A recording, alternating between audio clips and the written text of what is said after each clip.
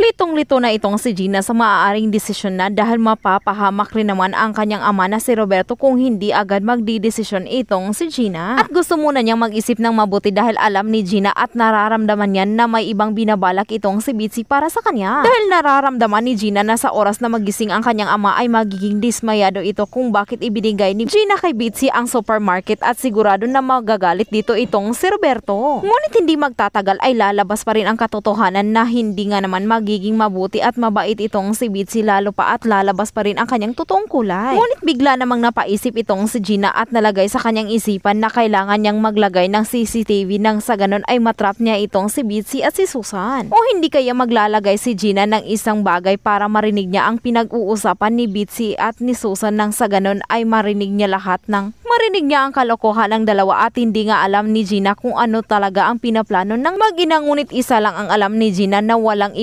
wala pa rin ibang gusto itong si Bitsy kung hindi hut-hutan pa rin ng paulit-ulit itong si Robert at makita na sila ay maghihirap na dahil gusto ni Bitsy na siya naman ang magiging nasa taas. Kaya kung ito pa rin ang iisipin ni Bitsy ay panigurado na wala nang matitira sa kanya balang araw dahil sisiguraduhin ni Robert na si Bitsy na naman ang maghihirap at hindi sila. Dahil kahit mapasa kamay man ni Bitsy ang supermarket ay wala naman itong kaalam-alam sa pagpapatakbo ng isang supermarket.